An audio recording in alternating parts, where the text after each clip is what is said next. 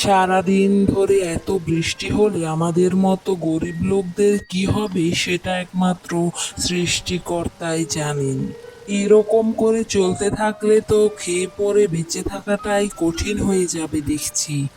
হায় আল্লাহ, এরকম চলতে থাকলে আমি আমার সংসার চালাবো কি করে? এমনিতেই তো গিন্নির কোনো স্বাদ আহ্লাদ পূরণ করতে পারি না, তারপরে আবার এই অবস্থা। তাহলে তো আমাদেরকে না খেয়েই মরতে হবে দেখছি। যাই, এখন বাড়ির দিকে যাই, তাড়াতাড়ি বাড়িতে চলে যাই, তা না হলে কে জানে কখন কি হয়। এই কথা বলে সুমন বাড়ির দিকে রওনা হলো। সুমন একজন ক্ষুদ্র ব্যবসায়ী। সে সারাদিন ভ্যান গাড়িতে করে শাকসবজি এবং তরিতরকারি বিক্রি করে। হঠাৎ করে অনেক দিন ধরে বৃষ্টি পড়ার কারণে তার ব্যবসার অবস্থা খুবই খারাপ হয়ে গেল। সব তরিতরকারিগুলো বৃষ্টির পানিতে নষ্ট হয়ে যাচ্ছিল এবং বিক্রি করতে না পারায় তার সংসারের অবস্থা খারাপও হয়ে উঠতে লাগলো। বিভিন্ন ধরনের চিন্তা ভাবনা করতে করতে সুমন তার বাড়িতে পৌঁছে গেল। বাড়িতে এসে সে তার বউকে ডাকতে লাগলো। গিন্নি, ও গিন্নি, কোথায় গেলে? একটু এদিকে এসো না তাড়াতাড়ি। ভিজে পড়ে সবকিছু শেষ হয়ে গেল, এদিকে আসো তাড়াতাড়ি।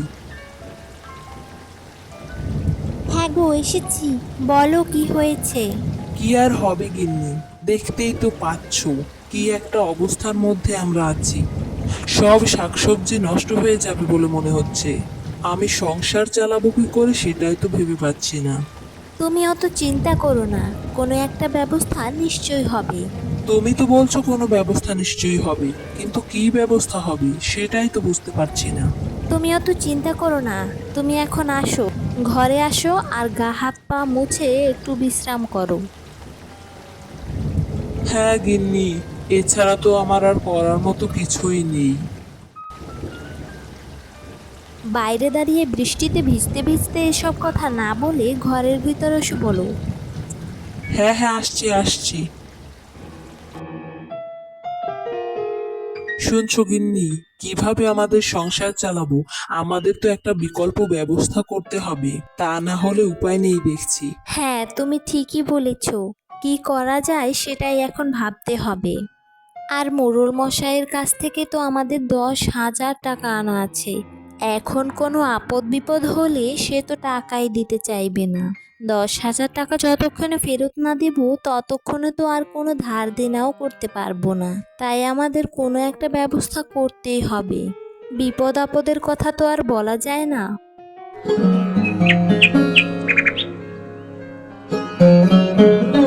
পরদিন সকালবেলা সুমনের স্ত্রী মালা খুব অসুস্থ হয়ে পড়ল। তার অনেক জ্বর এসেছে। তাকে ডাক্তারের কাছে নিয়ে যেতেই হবে। হ্যাঁ গো, শুনছো? আমার তো জ্বরে গা হাত পা সব কাঁপছে। হ্যাঁ গো, আমি তো দেখছি তোমার জ্বরে গা হাত পা কাঁপছে, কিন্তু আমি কি করব?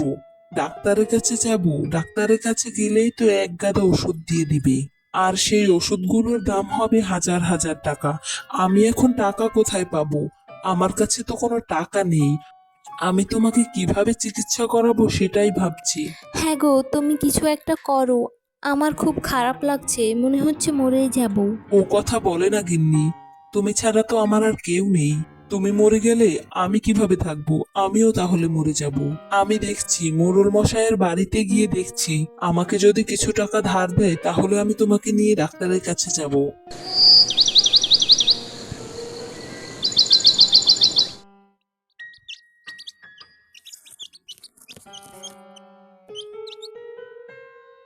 মোড়ল মশাই, মোড়ল মশাই বাড়িতে আছেন?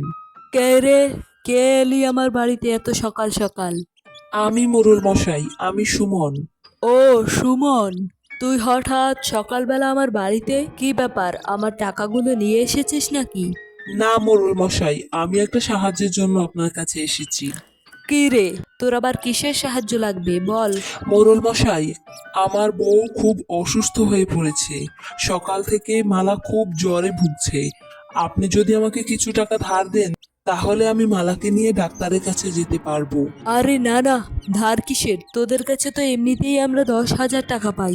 সেই টাকাটা ফেরত দে আগে, তারপরে ভাবা যাবে। মোরুল মশাই, আমি আপনার টাকা ফেরত দিয়ে দেব। আমাকে একটু সময় দিন, আর আমাকে এখন কিছু টাকা ধার দিন। তা না হলে মনে হচ্ছে আমি আমার বউকে বাঁচাতে পারবো না। সেটা আমার দেখার বিষয় না, তুই যা এখান থেকে। টাকা নিয়ে এখানে আসিস, তার আগে আর কখনো এখানে আসবি না। কি গো, কি হয়েছে? এখানে এত চেঁচামেচি টের পাচ্ছি কেন? আরে গিন্নি, দেখো তো, সুমন এসেছে আবার টাকা ধারের জন্য। ওর বউ নাকি খুব অসুস্থ, তাকে নাকি টাকা না পেলে বাঁচাতে পারবে না। তো ওকে কিছু টাকা দিয়ে দাও না। আরে না না, তুমি কি পাগল হয়েছে নাকি? ওকে আমি এখন টাকা দেবো কেন? ওর কাছে তো এমনিতেই 10,000 টাকা পাই, সেগুলো তো ও ফেরত দেয়নি এখনো।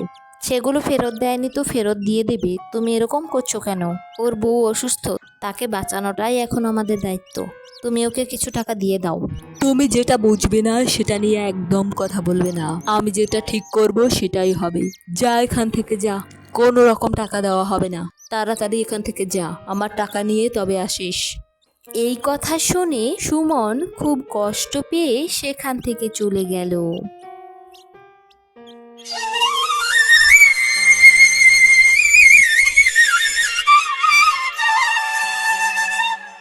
কি গো, টাকা পেলে? না বউ, মোরুল মশাই আমাকে টাকা দেয়নি। আগে 10,000 টাকা আগে ফেরত দিতে বলেছে, তারপরে চিন্তা ভাবনা করবে বলেছে। কি আর করবে, তুমি কবিরাজ মশাইয়ের কাছ থেকে আমার জন্য কিছু ঔষধ নিয়ে এসো। কবিরাজ মশাই তো গাছপালা দিয়ে ঔষধ বানায়, সে তো খুব একটা বেশি দাম নেবে না। যদিও সারতে একটু সময় লাগবে, তাতে কোনো সমস্যা নেই। যাও, তুমি সেটাই নিয়ে এসো, আমার কোনো সমস্যা হবে না। ঠিক আছে বউ, কি আর করব, সেটাই তো করতে হবে এখন।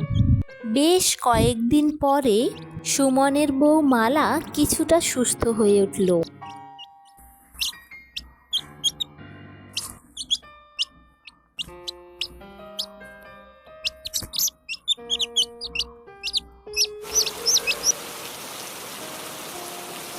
হঠাৎ একদিন মুষলধারে বৃষ্টি শুরু হলো। তখন সেই বৃষ্টির মধ্যে মোড়ল মশাই তড়িঘড়ি করে সুমনের বাড়ির সামনে এসে হাজির হলো। সুমন, সুমন, বাড়িতে আছিস নাকি বাবা? সুমন। হ্যাঁ মোরুল মশাই, বাড়িতে আছি। আসুন, ভিতরে আসুন। ভেতরে আসবো না বাবা, তোর গিন্নিমা খুবই অসুস্থ, তাকে নিয়ে হাসপাতালে যেতে হবে। এখন এই ঝড়ের মধ্যে কোনো ধরনের গাড়ি পাচ্ছি না। তুই যদি আমাকে একটু সাহায্য করিস তাহলে আমি খুবই উপকৃত হব। হ্যাঁ মোরুল মশাই, আমি অবশ্যই আপনাকে সাহায্য করব। আপনাদের দয়ায় তো আমরা বেঁচে আছি। চলুন চলুন, তাড়াতাড়ি চলুন। তখন সুমন তার ভ্যান গাড়িটি নিয়ে মোড়লের বাড়িতে গিয়ে মোড়লের স্ত্রীকে তুলে সেখান থেকে হাসপাতালে নিয়ে গেল।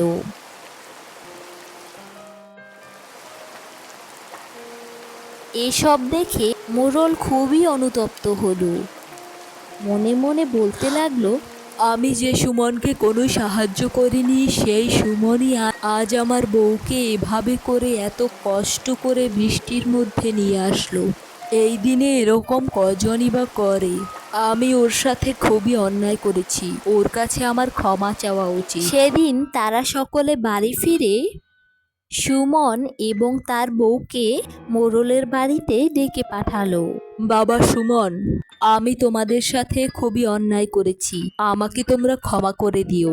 আর আমাকে তোমরা যেভাবে সাহায্য করেছো, এরকম সাহায্য কেউ করে না। তোমাদের কাছে আমি ক্ষমা প্রার্থী, আমাকে দয়া করে ক্ষমা করে দিও। আরে মোরুল মশাই, এভাবে বলবেন না, আমাদের দায়িত্ব এটা। হ্যাঁ সুমন, আমরা আমাদের দায়িত্ব ভুলে গিয়েছিলাম। প্রতিবেশী হয়ে প্রতিবেশীদের পাশে থাকাটাই তো আমাদের দায়িত্ব। আমি তোমাদের পাশে থাকিনি তোমাদের খারাপ সময়ে, তাই আমি ক্ষমা প্রার্থী। হ্যাঁ বাবা সুমন, আমাদেরকে ক্ষমা করে দাও।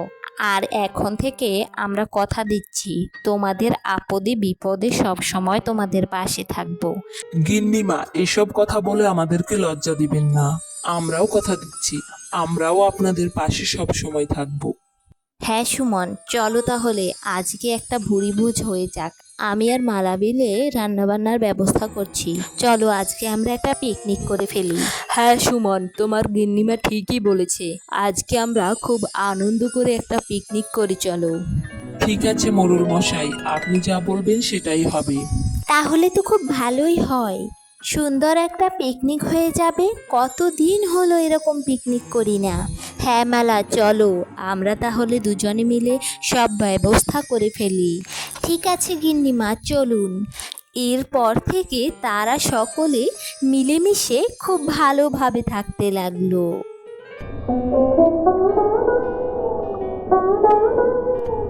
আমাদের চ্যানেলের কার্টুনগুলো ভালো লাগলে সাবস্ক্রাইব করে সাথেই থাকুন। আরও নতুন ভিডিও পাওয়ার জন্য বেল আইকনে ক্লিক করতে ভুলবেন না। কমেন্ট করে আপনার সুন্দর মতামতটি আমাদেরকে জানিয়ে দিতে পারেন, তাহলে আমরা উৎসাহ পাবো। আর সুন্দর সুন্দর কার্টুনগুলি আপনাদের বন্ধুদের মাঝে শেয়ার করে দিতে একদম ভুলবেন না। ধন্যবাদ।